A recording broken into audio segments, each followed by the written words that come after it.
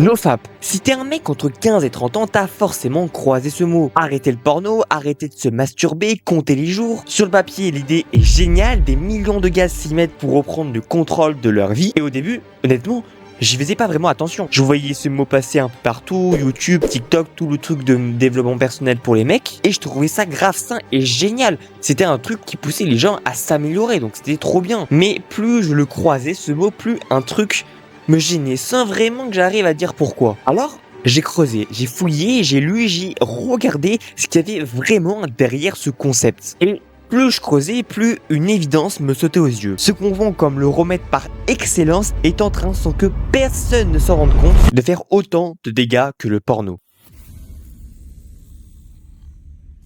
Mais déjà, avant de taper sur le NoFap, soyons clairs, le problème qu'il essaie de régler est bien réel. Le porno, aujourd'hui, c'est plus les magazines qui sont cachés sous les lits. C'est illimité, gratuit et disponible à 3h du matin. Et à chaque lit, t'as un truc plus fort que le précédent. C'est fait pour t'accrocher. En fait, c'est une addiction finalement. Ça commence petit et ça grignote. Il passe de plus en plus de temps sans t'en rendre compte. Il t'en faut toujours un peu plus ou un peu plus hard pour ressentir la même chose. Et par-dessus tout, il y a la honte. Ce truc que tu fais en cachette qui te laisse un peu plus vide à chaque fois. Le pire, c'est que souvent, t'y vas même pas pour le plaisir, t'y vas pour t'anesthésier, pour zapper une angoisse, un coup de mou ou une mauvaise journée ou même une dispute. Et là, ça devient un cercle vicieux. Tu te sens mal, donc tu regardes donc tu te sens encore plus mal. Et du coup, tu re-regardes. Bref, ça ne s'arrête jamais. Le vrai problème ici, c'est ta santé mentale. Mais t'inquiète pas, la santé mentale, on va en reparler plus tard. Donc déjà, je veux vraiment être transparent avec toi. Je suis pas là pour défendre le porno. Le problème, il existe vraiment et la galère est réelle. Et vouloir s'en sortir, c'est complètement légitime et surtout génial. Et je vais être honnête avec toi aussi, ce combat-là, je l'ai pas vraiment vécu de l'intérieur. Mes parents m'ont longtemps tenu loin de tout ce qui est écran, appli,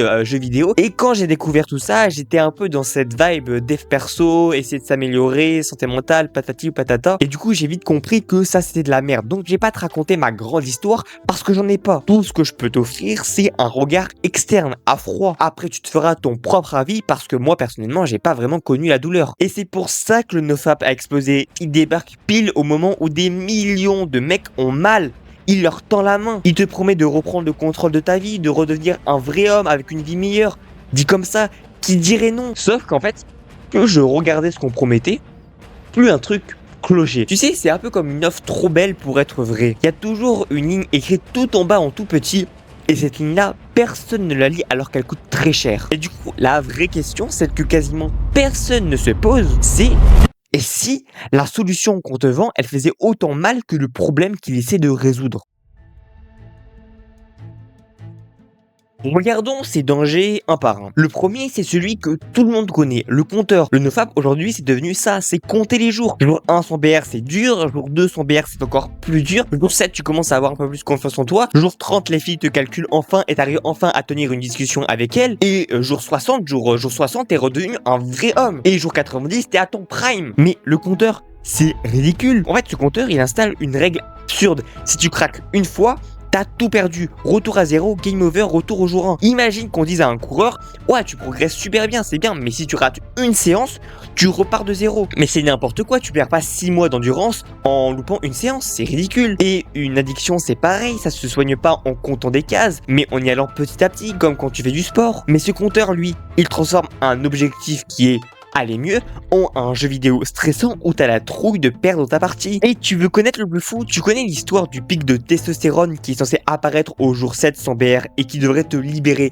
Eh bien, ça repose sur une seule étude. Une petite étude de 2003 menée sur 28 mecs, et même elle dit pas ce qu'on lui fait dire. Elle dit qu'il y a juste un pic de testo au jour 7 avant que ça redescende aussitôt. Aucun boost qui dure, zéro super pouvoir. Une étude qui n'a jamais été reproduite, et même en 2021, eh bien, elle a carrément été retirée car on s'est rendu compte que c'était pas vrai. Donc voilà le fameux socle scientifique du NoFap. Mais admettons que tu t'en fiches des chiffres et que tu veux juste arrêter pour accéder aux nombreux effets positifs du NoFap. Parce que même si je le critique, bah oui, en effet, il y a quand même des effets bénéfiques, il y a des bénéfices au NoFap, ça c'est vrai. Et bah là, il y a un piège encore plus vicieux qui t'attend parce que pour pas craquer, qu'est-ce que tu fais? Bah tu penses à pas le faire toute la journée. Sauf que ton cerveau, lui, quand tu lui dis surtout pense pas à ça, et ben il fait quoi? Il pense qu'à ça. Le truc que t'essayais de sortir de ta vie, il est maintenant dans ta tête du matin au soir. T'as jamais pensé autant au sexe que depuis que t'as décidé d'arrêter. Et là, sans te rendre compte, t'as fait un truc que les psys connaissent par cœur. T'as pas soigné ton addiction. Non, tu l'as juste déplacé. Avant, ta compulsion, c'était le porno. Maintenant, c'est le compteur. C'est surveiller ta win streak. T'as troqué une obsession contre une autre et tu crois que t'as avancé. Alors que le problème de fond, lui, il a pas bougé d'un millimètre. Et c'est là que ça devient vraiment sérieux. Ce système, je tiens, je craque, j'ai honte, puis je recommence et ainsi de suite, il joue avec ta santé mentale. À chaque rechute, tu te sens nul, coupable, comme si t'avais échoué en tant qu'homme. Et c'est pas moi qui le dis, une étude de 2024 l'a montré, plus les mecs traînent sur des forums nofap, plus leur état psychologique se dégrade après une rechute. Certains sont allés jusqu'à des pensées suicidaires à cause d'un compteur remis à zéro. On parle de gars qui, à la base, voulait juste aller mieux. Et si en plus tu tombes dans la mauvaise communauté, c'est encore pire. Sur certains serveurs Discord, par exemple, quand tu craques, on te colle le rôle humiliant de puceau ou de bêta, de l'humiliation qu'on te vend comme de la motivation. Et petit à petit, ce qui avait commencé par arrêter le porno te pousse vers des discours de plus en plus durs sur les hommes, les femmes et la société. Le nofap, c'est souvent une porte d'entrée vers des trucs qui n'ont plus rien à voir avec ton bien-être. Alors, mais ça bout à bout, un compteur absurde basé sur une étude bidon, une obsession qui en remplace une autre, une santé mentale qu'on abîme, une communauté qui humilie. Et là,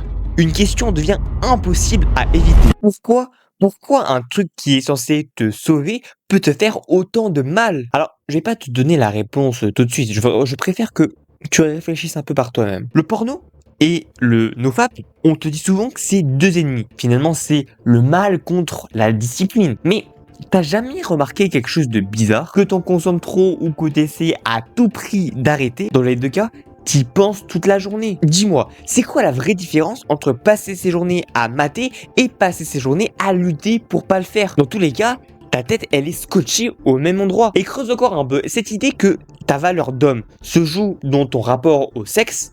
Elle vient d'où? Le porno te vend une image, le mec chaud bouillant, performant, dominant, viril.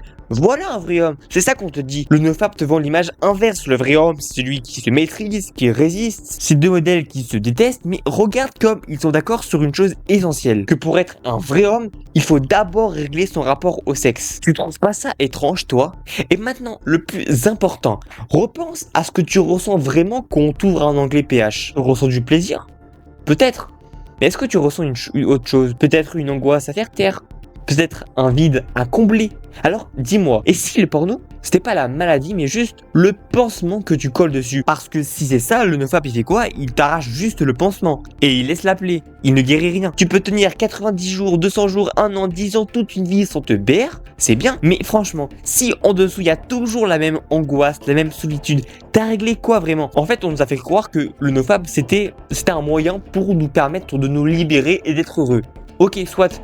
Mais en fait, dans le bonheur, il y a d'autres facteurs qui rentrent en compte. Il y a, est-ce que je fréquente des personnes que j'aime? Est-ce que j'ai un bon entourage? Est-ce que je fais du sport? Est-ce que j'ai des projets qui me font vibrer? C'est tout ça. Certes, le nofap, c'est un facteur important, mais il n'y a pas que ça. Et si t'as pas réussi à cocher les autres cases, bah c'est pas ça qui va te rendre heureux. Alors, la vraie question, c'est pas comment je fais pour arrêter, c'est pourquoi j'ai besoin d'un compteur pour me sentir en contrôle de ma vie. La vraie question, c'est pas comment, c'est pourquoi.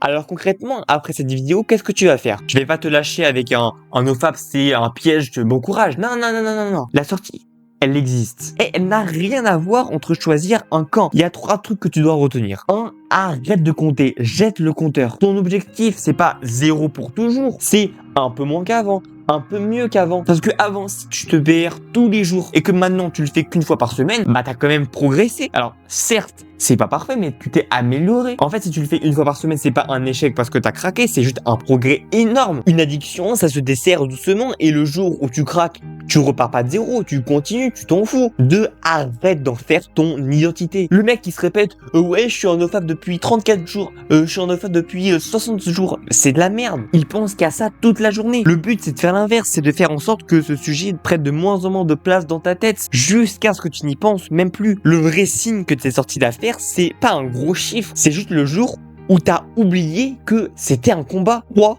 Et c'est le plus important selon moi, c'est ta santé mentale. Occupe-toi de ta santé mentale. Le porno, finalement, c'est le pansement, c'est la conséquence. La plaie, elle est ailleurs, elle est plus profonde. Dors correctement, mange sainement, bouge ton corps, sors avec des vrais gens et des interactions sociales saines. Trouve-toi un projet qui te fait vibrer, qui te donne une raison de te lever le matin. Alors certes, c'est dur, c'est extrêmement dur, mais c'est la seule manière pour aller mieux sur le long terme. Parce que le porno, il perd son pouvoir tout seul quand ta vie se remplit peu à peu. Un mec qui a une vie qui lui plaît vraiment, il n'a pas besoin de compter les jours parce qu'il a mieux à faire. Au fond, c'est ça.